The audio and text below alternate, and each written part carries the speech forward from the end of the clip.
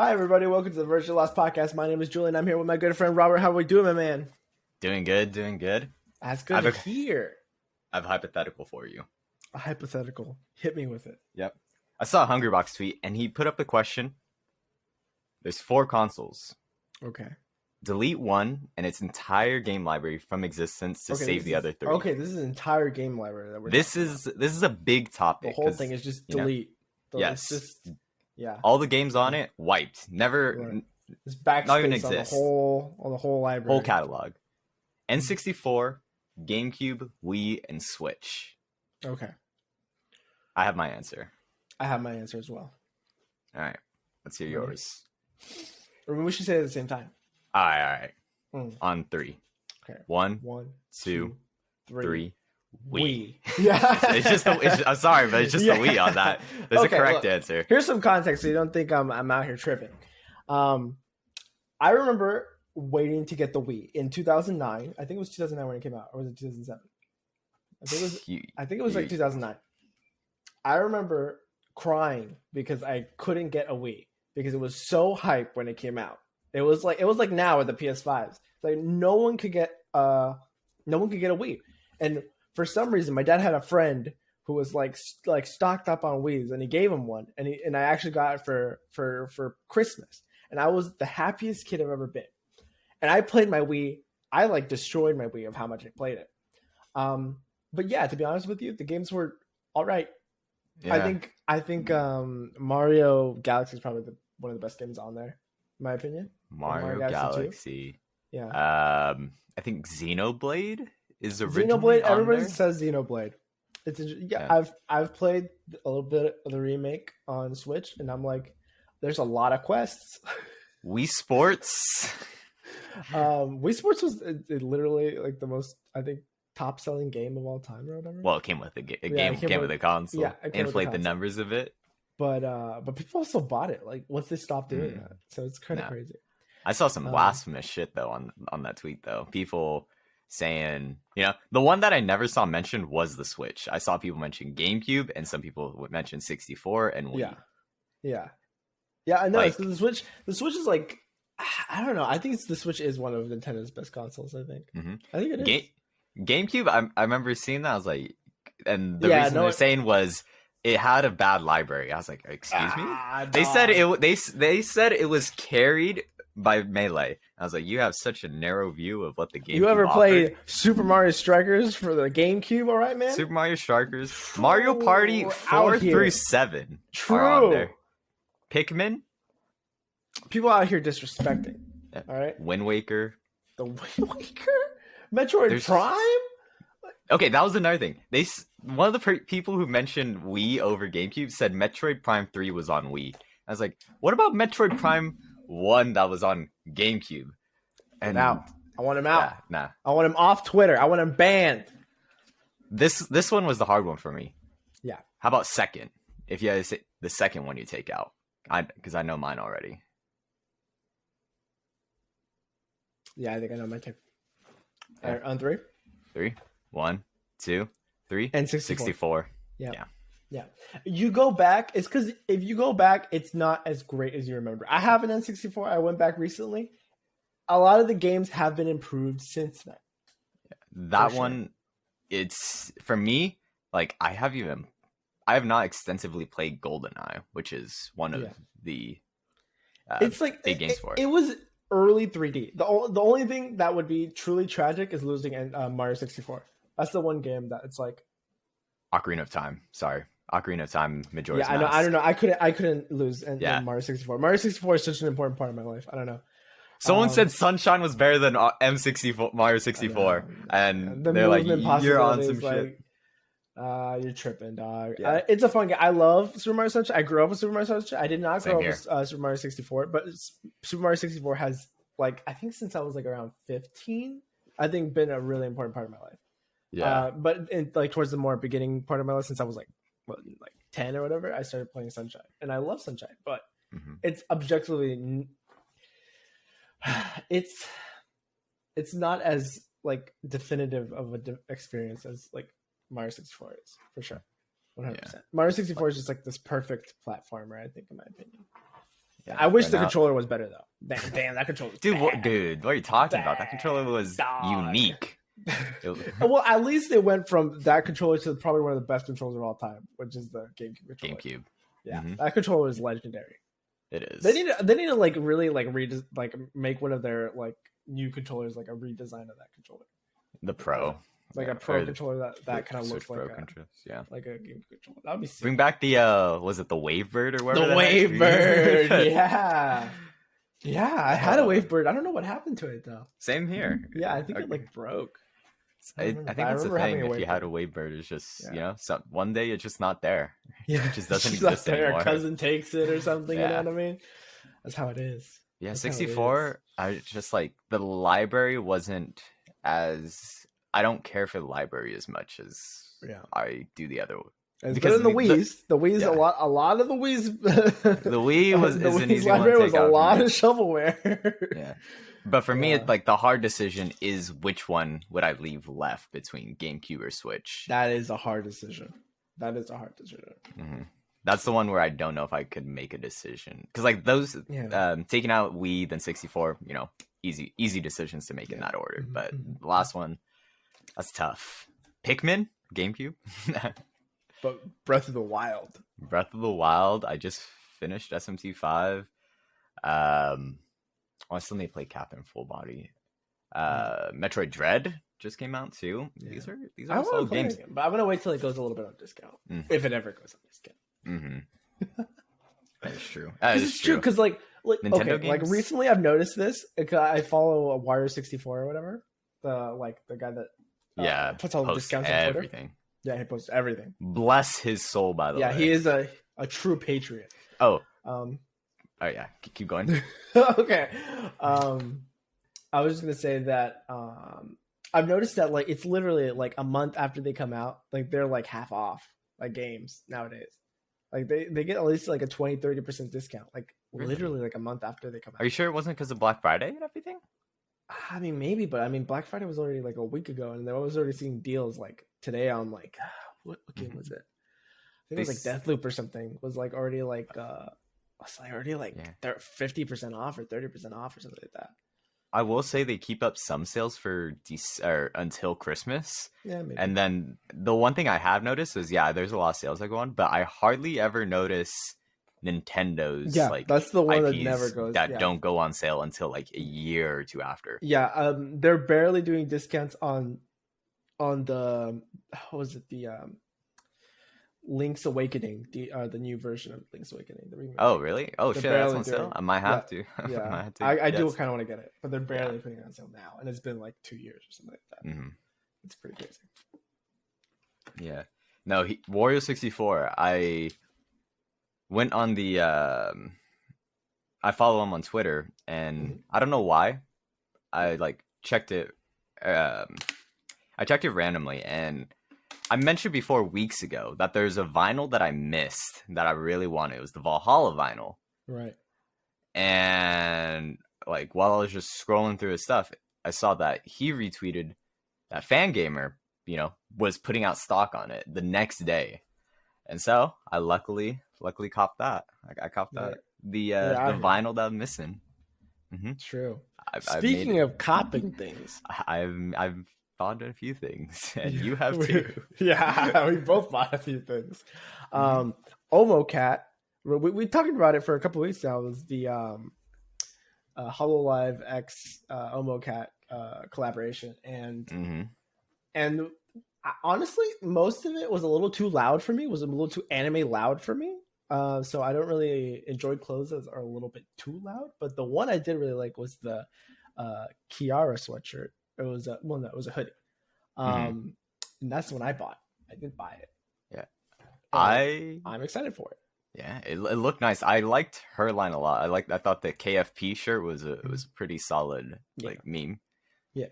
I think hers and Ina's were probably my favorite. I got the Ina Wa sweatshirt.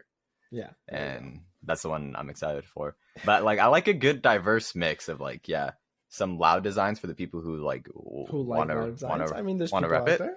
They're and then degenerate, but whatever. Hey, let the people be. And then I like the You're like, let my people go. Yeah. And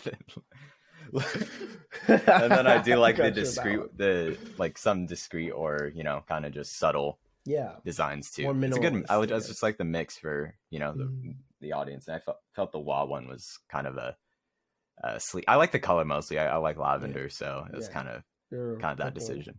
Purple man. And then your hoodie, I think orange was a hard color come by in wardrobes, which I was like, oh, that's pretty dope. That's what I liked. It was a unique kind of look to it. Mm-hmm. So I'm excited for that to come in. Yeah. I'm also wearing another thing that came in the mail. Oh, it's the look at this man styling on all of us today. The Hypeland varsity jacket. For all you audio listeners, go to YouTube. Look at this man's fit. It is really nice. It's going hard. Okay. It is making me feel like total price undisclosed. You've revealed a lot of prices over the course of this podcast, man. But this one's staying in the vault. You get us to 100 subscribers on YouTube, we will tell you how much this jacket costs. It's I will say I got it during the Black Friday tell you. I know sale. How much it costs. I got it during the Black Friday sale, so I had to. Oh man, my wallet willpower is weak, dog. It's tough. Oh man. Mm-hmm. See, we need 300 listens on Spotify, and we will tell you. Oh man, we will tell you how much this jacket was. I'm telling you, we don't need to talk about it. Let's go to the next topic. Let's move on. Let's move on. Speaking of Omori, I heard you were playing. Oh no, we were speaking of Omocat. I heard you were playing Omori, which is Omocat's game. So when you mentioned that to me, I was shocked because I didn't know that they were the makers of Omori. I knew of Omori and I knew of Omocat because I have a hoodie or a sweatshirt by them, a DDLC one. Yeah. And you've been constantly recommending me play Omori for some time. You also gifted it to me on Steam. Yeah, I did. So I finally beat SMT 5 this week. I'll briefly talk about it in a second. But I just started Omori. I put about 2 to 3 hours in it. And I think so far I feel like I'll really like the game, but it's not a game I'm gonna just binge through in one night. I think it's a game that I'd like to, which is strange because this is actually a game I binged in like a week. So it's a bit of a flip, because you're usually the one to binge a game. Yeah, the thing is like to binge. The thing is that for me, I can binge easily the mindless stuff. Like SMT5, it's a lot of level grinding. Oh, you need to talk about SMT5 because you finished SMT5 too. So it's a good comparison. That was a good one. Well, SMT5, I enjoyed it. I think the fighting mechanics were great. I think the thing that I did not like about it, because I would being honest, probably story / characters, I have to say. I'd probably give it like a 7, maybe 6.5. Like that sounds low. It's not as good as the game that should not be made. No, it's not even that. It's not even that. It's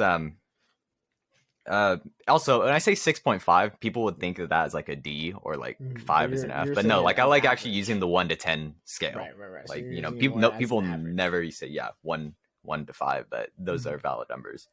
Like the overall like concept and the story of the game was good, but I think it lacked. I'd say the characters is probably what I felt lacked the most, because with a game with humans, gods, and demons, there's a lot of conflicting ideologies, and it seemed like the characters that were in the game were just basically it felt like they were embodiments of these ideologies and not actual people's. They gave me the feeling like. Right. So like, when you're building up to a decision, like, what alignment are you is like, there's always a decision. Mass Effect has that one. Right.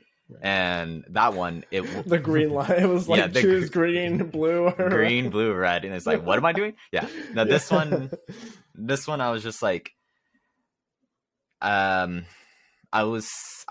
also a point of me that's still confused on that decision near the end, but it was just the question of the ideology. But like, I will say I didn't give a shit about any of the characters. Right. So this is what I'm thinking. It's like you didn't care enough about the characters to really make that decision feel like it's very impactful or something. Yeah. Yeah. And it's like a strange thing is this is set in Tokyo or our world, Earth. Right. And the decisions have implications on the future of our world.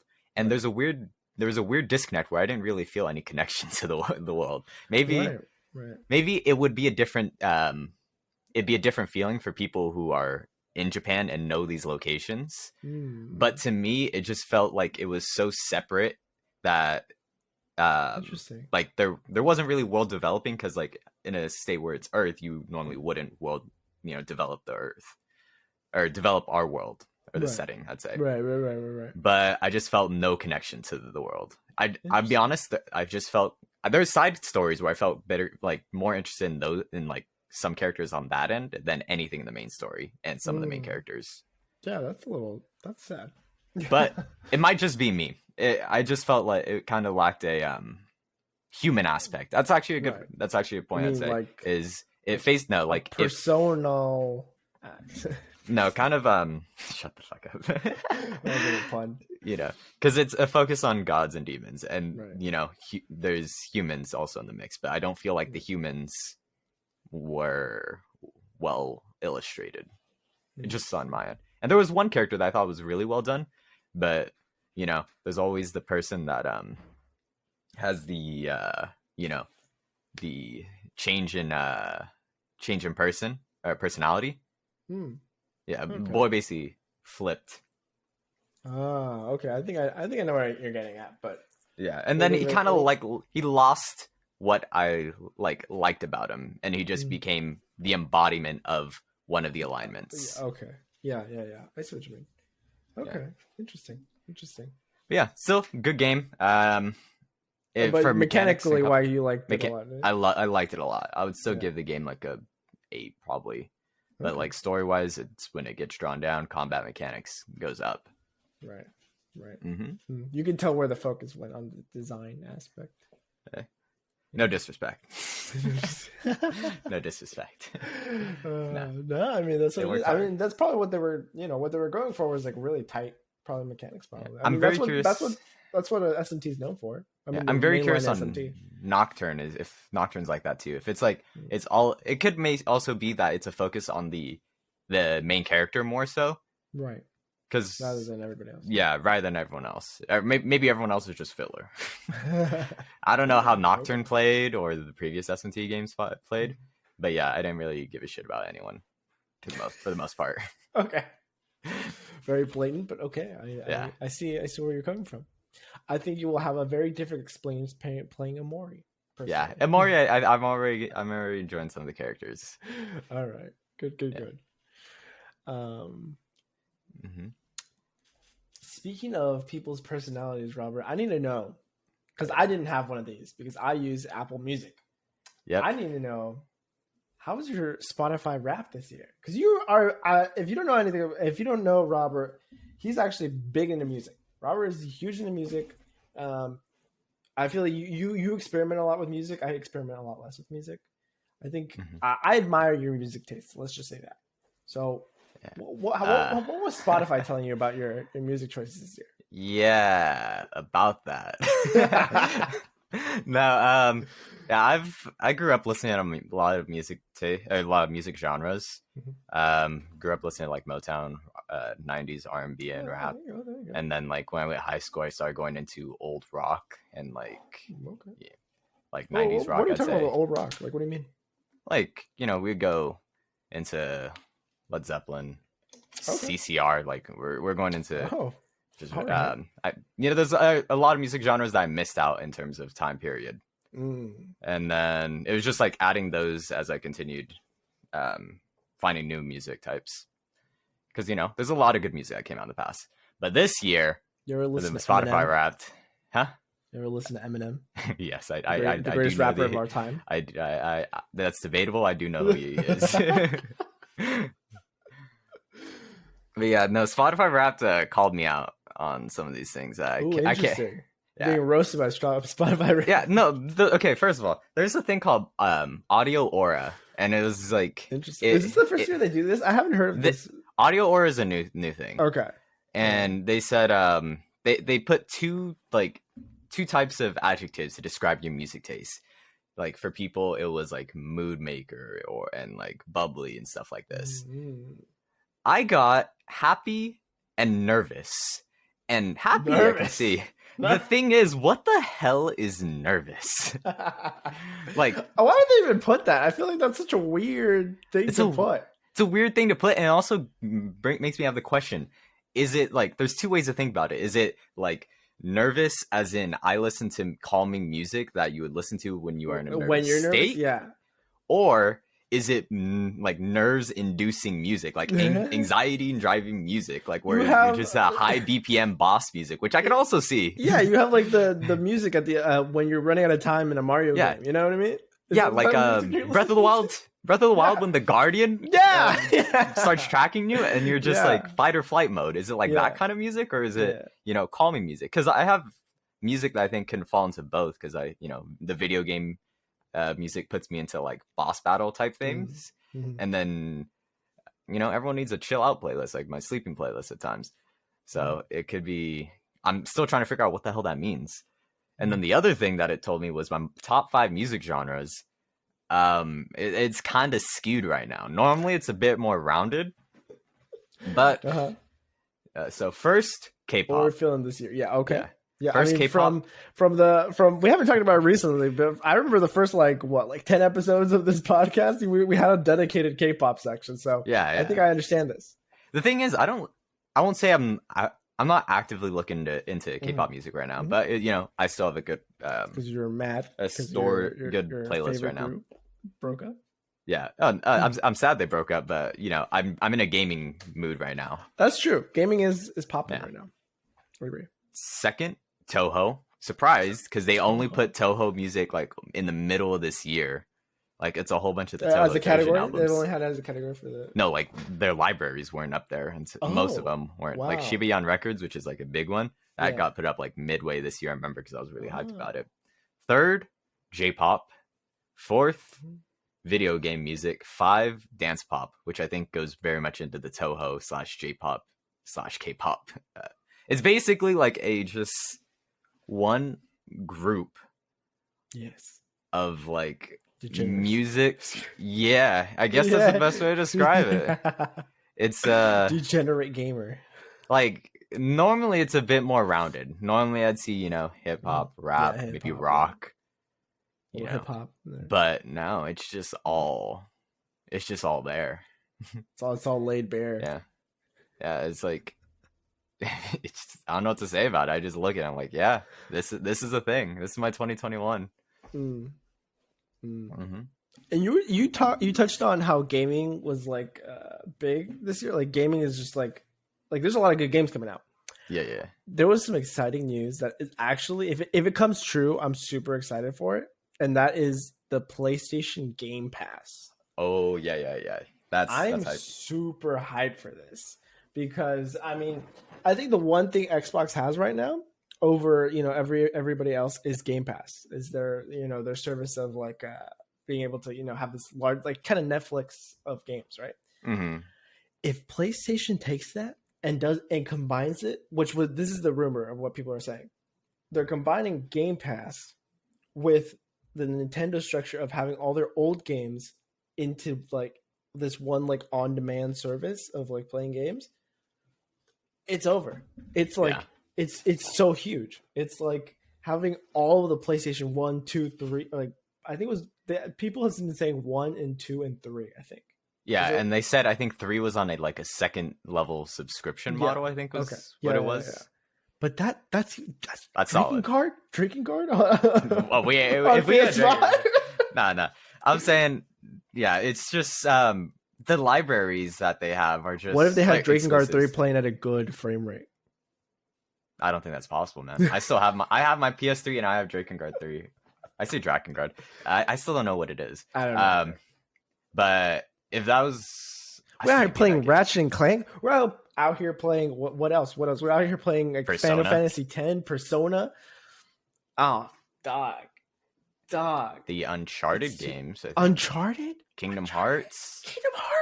There's It's a lot insane. of the libraries, or the PlayStation exclusive library is so much more hype. We're out here playing Final Fantasy VII. We're out here for like, then Xboxes. Man. It's like Xbox does not have the exclusives to compete if PlayStation goes with this. I think they called it Project Spartacus or whatever for PlayStation. It's like, dude, it'll be insane. And you know who wins though? You know who wins is gamers, the most oppressed group of people. What coffee on Earth is that for? But I'm excited. But I'm so excited if that's actually a thing. Of course, it probably won't come out till like maybe.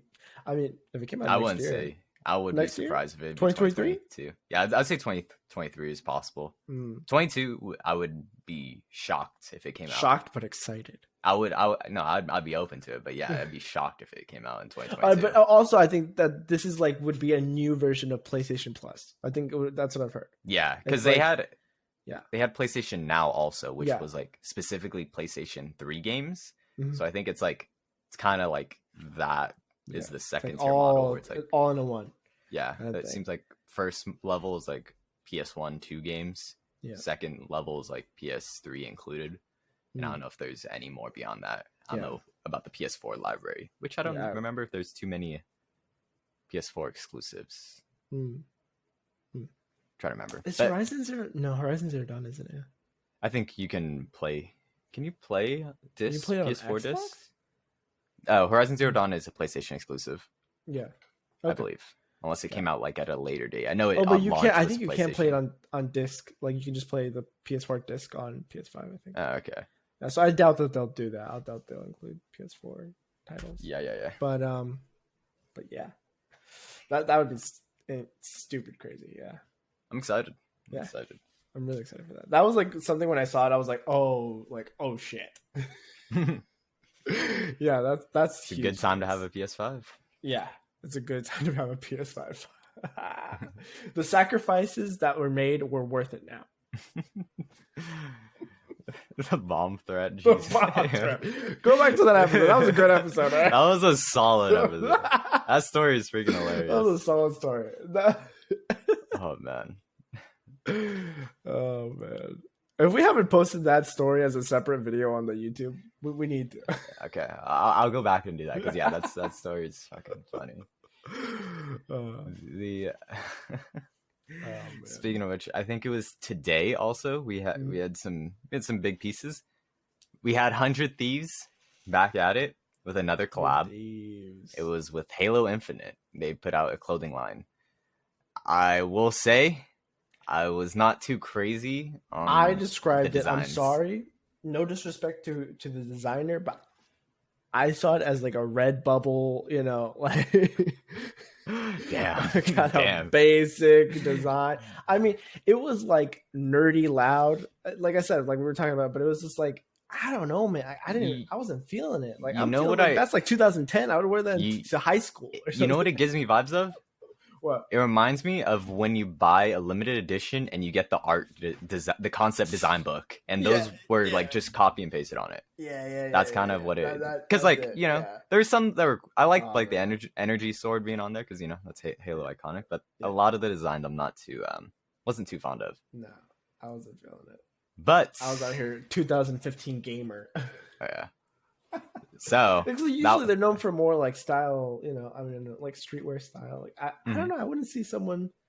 Are you talking about the 100 Thieves? Yeah, I don't know. Yeah, because they do have some collabs that go more into like the niche that they're collabing with. Like I remember mentioning to you the RPG collab. Like I think it was called Overworld or Open World. Yeah, that one was dope, cool. And it was dope.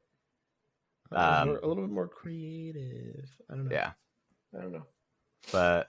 That one came out today, I believe, and then another thing that happened today was for Valorant news because that's a big thing because Sentinels are out of VCT Berlin, which is like the major of the year. Right, and they're a pretty well known team.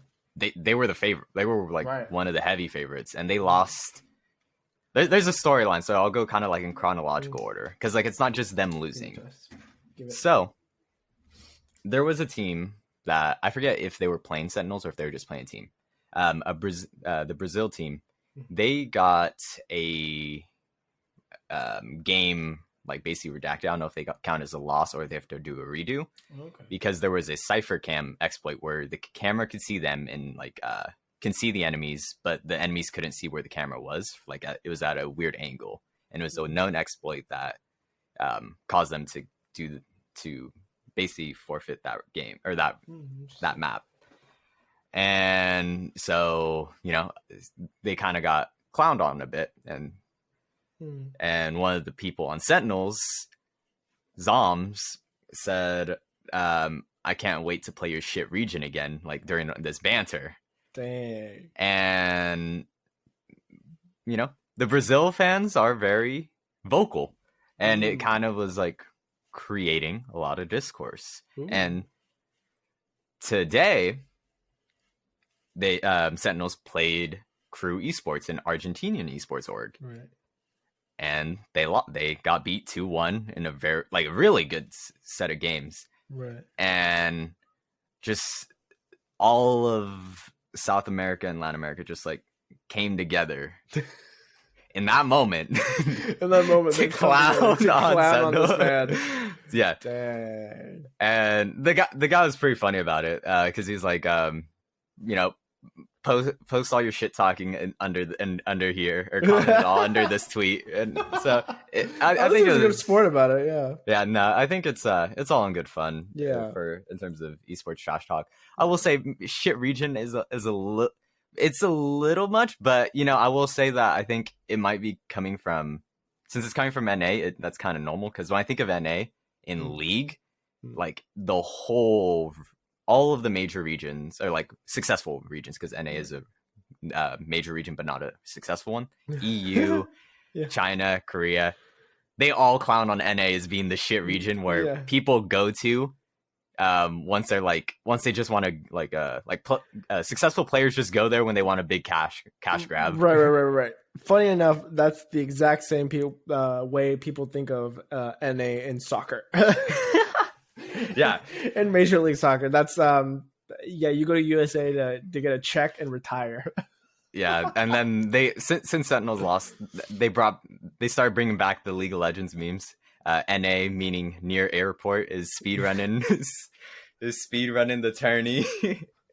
And so that reminds me of like all those NBA memes when they were like, oh, this person's going to Hawaii or whatever. This one's going to I forget what's the big vacation place. It's it's in the Caribbean. Where did you go? The Bahamas? Oh, no, I went to Cancun. Cancun, yeah, it's Cancun. Yeah, it's Cancun. It's Cancun. Yeah, they would say just everybody go to Cancun and stuff like that. That's what it reminds me of. Yeah, that's funny. But yeah, so now one of the tournament favorites is out. So that was just a big thing that happened today. Yeah, I mean, that's like Damwon Kia, whatever, getting knocked out in the league or something like that, right? That one, it's a bit more understandable because that was grand finals. They like Sentinels lost in group stages, which is that's like Hungrybox losing and Hungrybox drowning in pools. Or something. It's like basically that. Yeah, it's not. It wasn't anyone's expectations for them to. Wow. So, Berlin's gonna be wild for the rest of this tourney. There you go. Mm-hmm. Interesting. And I think the last thing we have here is actually brief recap. Okay. It's like predictions. I would call it the Oscars of gaming or whatever, which is kind of sad because it's like well, actually they've gotten a lot better than they used to be. I remember the times of the Schick Ultra Razer robot at the Game Awards. No clue what the hell you just mentioned. Yeah, people were clowning on them because they were getting like the worst sponsors, and they were making them do like ridiculous stuff like back in the day. Really? Like back in like 2016 or something like that. People who know. It's really funny. The first time I actually cared about the VGAs mm-hmm. or Video Game Awards, that's what we're going to talk about, is when Joker was announced for Smash Bros. Yeah, that was the first time I actually cared. I remember that like it was like a significant event in my life. I remember exactly where I was. I do too. Okay. Yeah. Okay, I'll go first. I was in a GameStop in Irvine picking up the Smash Brothers Ultimate. I had pre-ordered it, and I was inside of the GameStop waiting in line for them to start giving it out at midnight. Yeah. That's what I was. And I had been in the parking lot of this GameStop for about 3 hours now, and my phone battery was at like 10%, and I was cold and tired. Did anyone else in the line care about it? Everybody cared about it. There was this one kid that was like, Joker's in Smash. Joker's the first DLC. And and everybody started yelling, and they were like, shut up, everybody shut up. All right, quiet down. Midnight releases. It's like, yo, we're out here trying to have fun, okay? Leave us alone. And like everybody was just hyped. Everybody was hyped. And I just saw Twitter blowing up, and I was like, it's real. It's actually real. Yeah. And everybody was seeing the clips, and like everybody was reacting to the clips already. There was like 10 videos of like compilations of reactions. Yeah. Those things came out faster than the damn official upload. Yeah. Oh man, it was very exciting. Now tell me your story. Where were you? Where were you, sir? I was at a friend's house because they invited me to play Smash, like because of it was coming. It was coming out that day. Oh, because they released it on digital a little faster than it did on physical. Yeah. So it was a couple hours now. Yeah, I was just hanging out there, and one of my friends was like, "Hey, Robert, you play Persona 5, right?" And I'm like, "Yeah, what's up?" And I'm like, "Oh, guy named Joker's in Smash." I was like, "Wait, what?" So immediately I get out my phone. I'm just like, "What?" I literally walked to the bathroom and watched the video on my headphones because I don't like blasting music or or whatever I'm listening to for everyone to listen to because it's kind of inconvenient for everyone. Yeah. So I'm just like listening to it. I'm tearing up in the bathroom because this is my favorite game at the time. This is my favorite game. It's recency bias. Like I'd still say it's a top 5 game for me. Yeah. But I'm like nearly tearing up. Like, oh my god, he's in. He made it. He's in.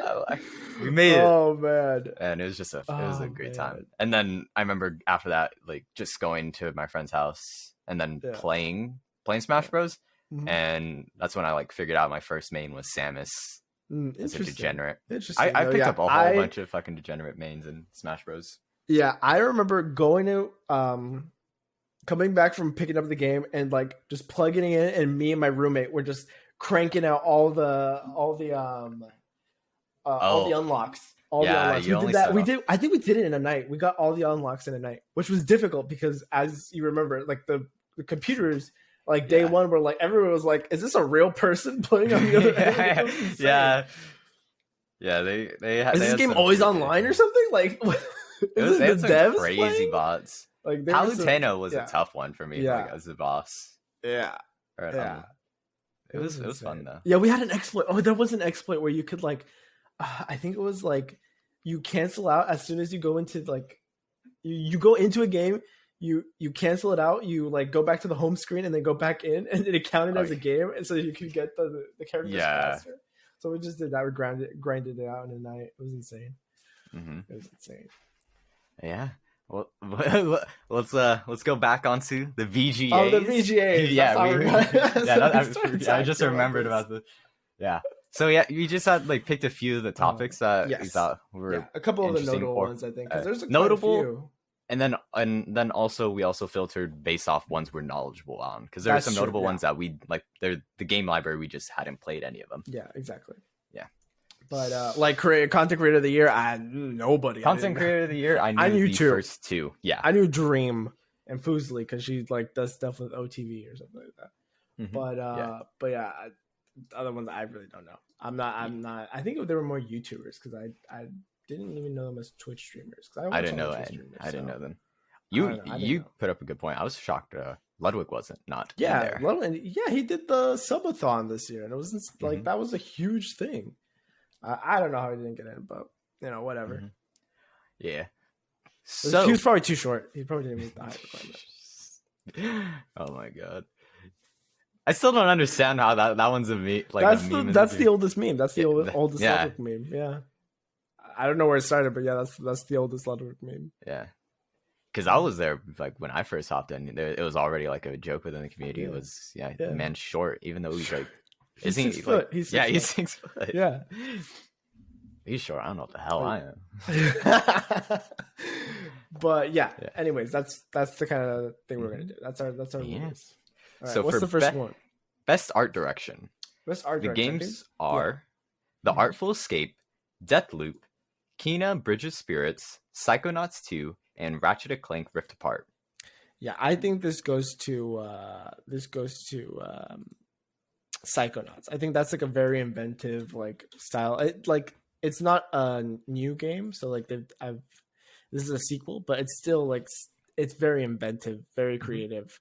I think even though I like the art style of Deathloop, because I think it's really cool, like 60s futuristic 60s or whatever, like space age stuff. I thought it was super cool, but I still think Psychonauts takes it. Probably. Psychonauts was on the original Psychonauts was on PS3, wasn't it?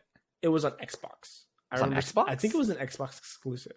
Really? When it came out. I don't know if it eventually came out on other systems, but I think originally it was an Xbox game, an Xbox exclusive. Interesting. But it might not be. I don't know. All right. So we got Psychonauts 2 as best art direction. That's my guess. Even though I really like Deathloop. Yeah, I don't have any opinion on that one. I was like leaning more towards you on that one because you knew a bit more about those games. Best esports game. Best esports game. I have all. Yeah, we have Call of Duty, Counter-Strike Go, or CSGO. Yeah. Dota 2, League of Legends, and Valorant. Right. I have played some of these games, but not all of these games. League of Legends shouldn't win any awards because it has destroyed so many lives. I would say... but I'd probably still pick League of Legends because that's the only game I play. Yeah. I would say... Yeah. I actually changed my opinion. Okay, interesting. I thought CSGO, but I think there was actually a category for best esports event. And for that, I would say CSGO. Okay. For I think it was like some I forget what it was called. It was like some something Stockholm where it was held. A very huge event where like I even tuned in because of how big it was on Twitch. Right. I'd probably give it to. It's crazy to think it's still Valorant's first year of esports, so yeah, it's probably go to Valorant. I like League of Legends. I think that's who wins. League of Legends should have its like I don't know, some kind of like marketing award or something because they've been going hard on marketing this year. Yeah. Dota 2 had like the major, I think the major 10, I think is what it was, which was actually pretty big. The pop bonus was huge. Is what I remember mentioning. We talked surprisingly, about it I think Dota's pop bonuses are always ginormous. It's because they're both Valve. That Valve money. Dude, that Valve money. That Valve money is infinite. Seriously. They got the Steam money. That Steam money is insane. Yeah. That Steam money killed Half-Life 3, okay? That's the reality. Yeah. It's just they didn't have to ever worry about Half-Life 3 with that. No, they didn't even have to worry about money. They're like, what, we make games? I thought all we did was make money. Yeah, I thought we're a software company. What are you talking about? The controversial thing is that actually Call of Duty is on this list in the first place, even though with all the stuff happening at Activision right now. Oh yeah, that's a bit of a controversy. Yeah, I remember Activision games on here. Yeah, I remember the VGAs like put out a statement saying that they're trying to separate themselves from Activision as much as they can, like because of all the current events going on with the company and their culture.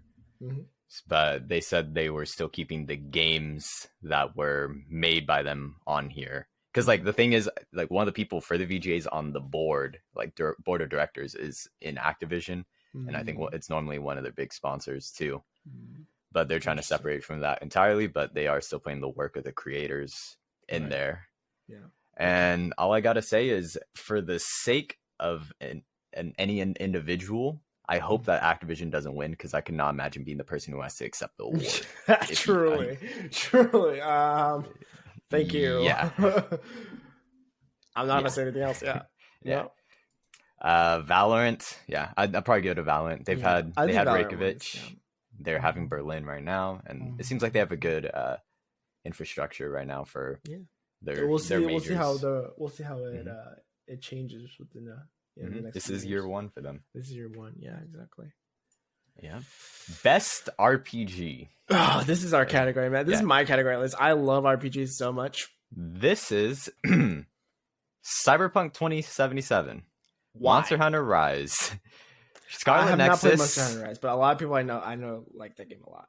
SMT5 and Tales of Arise. Scarlet Nexus, I haven't heard much about. It looks cool, but I have not heard much about it. And then Shin Megami Tensei 5, we already had a discussion on Shin Megami Tensei 5.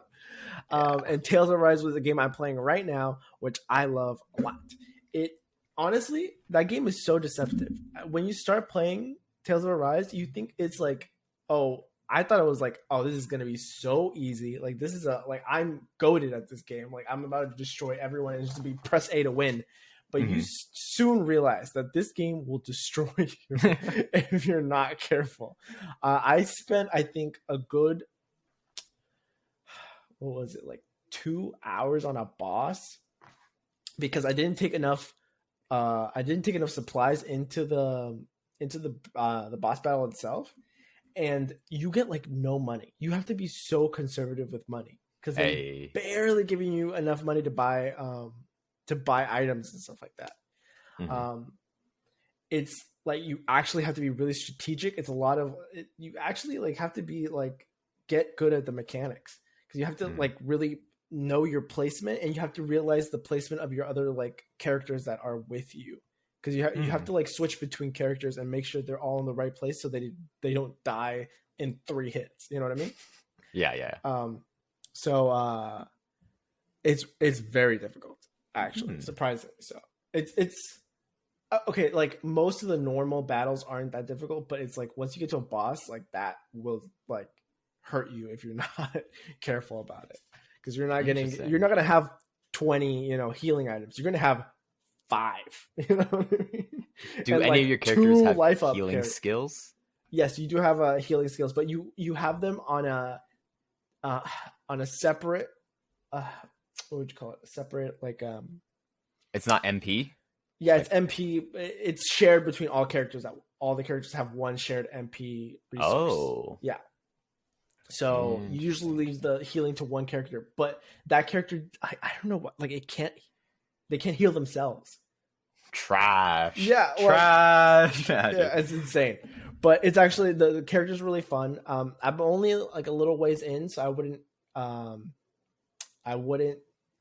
want to say that the character's amazing or whatever. But they have these cool little mechanics where they have little skits in between battles and stuff like that, where you just have little moments where the characters just talk to each other, and they're really it's really nice. Go for the Japanese voices, obviously, and it has the best feature ever, which is you can find these little like owls all over the place that have different costumes, and you can just put costumes on your characters, and they stay for all the cutscenes and stuff like that. They just have these costumes, so it's actually goated. They actually do cutscenes with costumes. Normally with costumes. Like I have like the main girl or whatever. She just has sunglasses on, just straight up shades. I'm like the shades. Yeah, like straight up Terminator shades. You know what I mean? And it's the funniest thing ever. And then there's this one girl that's like a magician or whatever. And I just put a monocle on her. She looks like she's out of Harry Potter or some shit. I'm like, let's go. This is okay. So it's a bit more. Has some fun aspects. It has some really fun aspects. I don't know. Like it makes you more endeared to the characters because you're just seeing this guy with like an eye patch and then like a big old like metal piece on his face, and it's like this is the most ridiculous looking thing ever, but it's actually really funny. Yeah, fun game.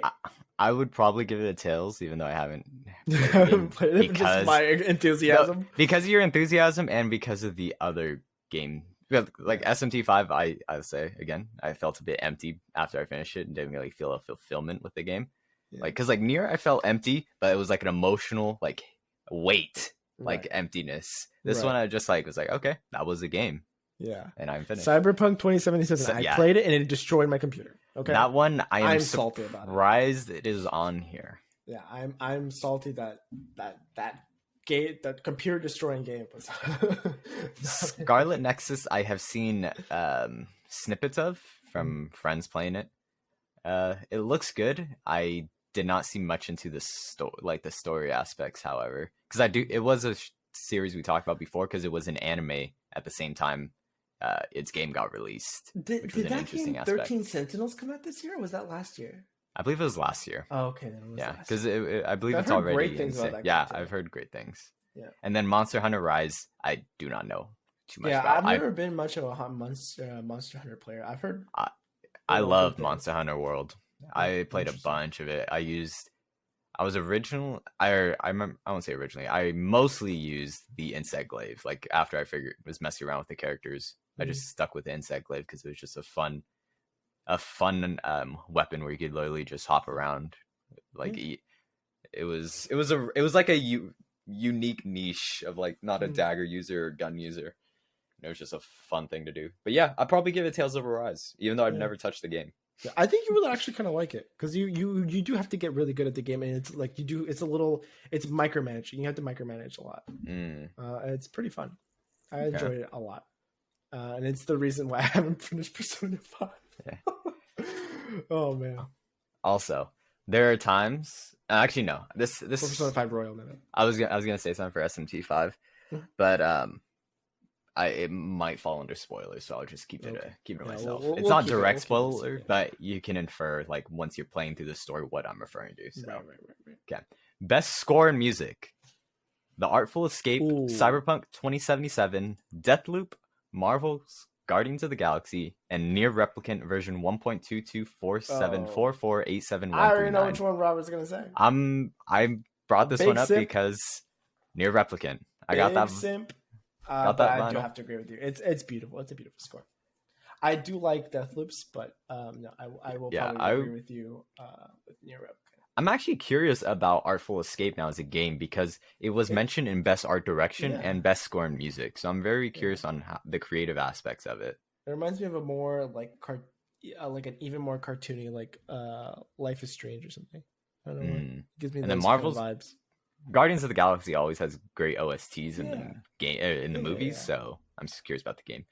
Also, for the reason why Near Replicant has that huge ass number after its name, the version 1.22, it is the square root of 1.5 is the fun fact because it's basically a playoff. It is kind of a remake / remaster of the original Near Replicant, so it's like 1.5. Oh, there you go. Square root of 1.5. Yeah. Cool. That's very classic. Who's the guy that is created? Yoko Taro. Yeah, Yoko Taro. Very Yoko Taro. But yeah, Keiichi Okabe, the composer, does great work on those songs. Emmy Evans, I believe, is the only singer on Near Replicant's OST. She's in like one of like the major songs, right, or something. She is the one who sings the vocals. She does all the vocals. Yeah, not all of them in Near Automata because there are 3 versions of the final song that are. Each sung by a different person. Oh, okay. There we go. Most anticipated game. Ooh, that's a big one. These are all games that haven't been released. No, these are all the games that there is rumors that are going to be announcements for. Oh, really? In this, yeah. It's literally these games exactly. All right. The list is Elden Ring, God of War Ragnarok, Horizon Forbidden West, the sequel to The Legend of Zelda Breath of the Wild, and Starfield. All of them sound strong. I agree. And we had differing opinions in our little pre-show thing that we do, where we talked about this. And you were going more towards the definition that they have on the website, which is recognizing an announced game that has been demonstrated, has demonstrably illustrated potential to push the gaming medium forward. So that's their definition, and then what I think they would more go for is just like the most hyped game or whatever. Well, the game that has the most hype around it. And if by my definition, I think Zelda wins. Yeah, if it's most hype, I'd say Zelda wins. But for that prompt, I personally believe it'd be Elden Ring. Right, which is interesting. I've heard great things from the beta. I think I've heard some pretty good things from the beta that came out like a month ago or something like that. I've heard good things, but I don't know. We'll just have to wait and see on that one. And then God of War Ragnarok is hyped about it. Good game, Horizon. I still haven't played the old one, the older one. I should. The PS4 one. The PS4 one. Okay. Yeah. Great game. Horizon Zero Dawn's sequel or Horizon Forbidden West. I am excited for it. However, it has been a long time since I played Horizon Zero Dawn because I played that near release. So I'll say a little bit of my hype has died down a bit. Right. And then Starfield, I actually know nothing about. Yeah, this is the new Bethesda IP. We're gonna see how that goes. That's interesting. I just really hope it's not in the Fallout 3 engine that they've been using for the last like 10 years. Amen. I really hope so. I really hope it ain't broke in a new engine. If it ain't broke, don't fix it. It is broke. That's the thing. It is definitely broken. It's like every single release that they have. Bethesda is known for having broken games on release, so it is broken. Fallout 76 example. Oh yeah. Okay, it's broken. Yeah. Okay, I didn't know it was made under that. Yeah, they need to change that shit. Yeah, and then the last one, the most important award every year, right. Game of the Year. Game of the Year. We have Deathloop, It Takes Two, Metroid Dread, Psychonauts 2, Ratchet & Clank Rift Apart, and Resident Evil Village. Yeah, I think Metroid Dread, if they charge $20 for it, yeah, it could win, but they charge $60 for Metroid Dread. All right.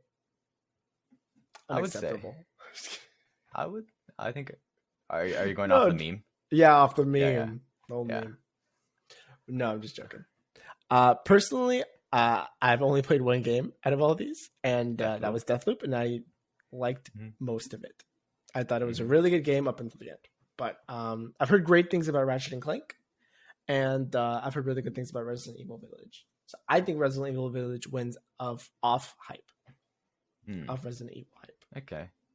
Yeah. I'll probably say Resident Evil Village will probably win also. Mm-hmm.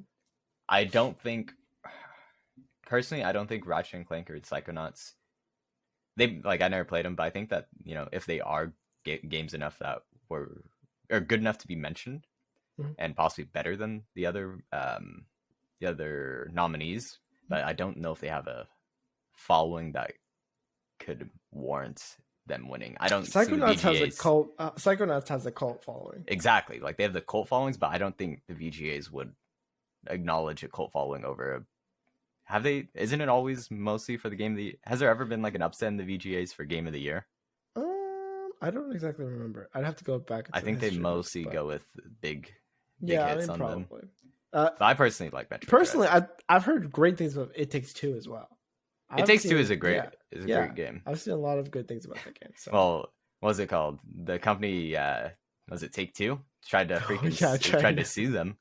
That's so dumb. Because Take Two, man, who owns Rockstar and a bunch of other companies. Rockstar's been getting hit with every at every angle right now because that remake was trash. Take Two basically is a company that owns a lot of them, and they tried to sue It Takes Two because they said it takes their name. Basically, kind of a similar to when LeBron tried to trademark Taco Tuesday when he moved to LA. It's come on, you're trying to trademark basic words at this point. You gotta freaking you need to go home. And the thing that sucks is it costs money for this studio to form a legal team to fight this freaking lawsuit, and it's that's so annoying as a production studio, especially one that just wants to make games. I agree with you. Resident Evil Village probably gonna win. I personally want Metroid Dread to win, but as large lady, people like it. Oh, I was like, what are you talking about? I forgot about the characters in Resident Evil. Those large women. All right. It's I've heard good things about it. I just honestly I didn't hear about much hype around it as I did Resident Evil 7 or Resident Evil 6. No, it was 7. It wasn't. Oh yeah, this is Resident Evil 8. Good. I heard a lot. Resident Evil 7 was hyped for a minute. It was so long before the previous one because it was Resident Evil 7 Biohazard, I believe, is the name of what it was. Yeah. Which is funny. That's the original name of Resident Evil in Japan. I think it's just called Biohazard in Japan. Interesting. Yeah. But I think that about covers it. Oh man, we've been going on kind of longer on these episodes. We need to figure out the. We have good topics, man. It just it's blows off the dome. It's good stuff. Oh, damn it. Yeah, I think that about covers it for this week. I am going to be playing Omori probably throughout this week. I'm glad. So that game is a good game. I like that game a lot. It seems like it'll be a good. I want to talk about that game with you once you get to the end. I want to talk about that game. I. We need to do a spoiler. We need our first spoiler podcast for that game. For that game? Yeah, for that game. All right. Briefly aside, Demon Slayer's anime, the new content basically, because they had 6 or 7 episodes going over the train arc movie, basically just retelling it, just adding like some additional scenes every once in a while. The new episodes have just started yesterday. They're coming out on Sundays. My brother just watched it. It was a 45-minute episode. I think it was because it was the first new one, which is pretty interesting. Right. So, probably going to be watching that every once in a while even. Honestly, probably not. I love Demon Slayer, but I've read it all. So I'm kind of just like 40. Okay.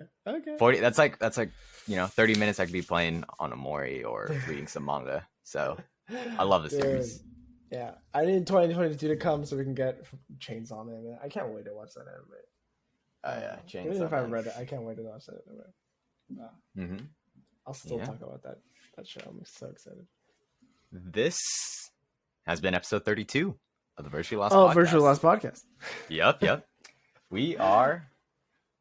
Damn, we're at 32. That's crazy to think about. Yeah. Well, how many weeks are in a month? Or in a year? Is it 52 or 54?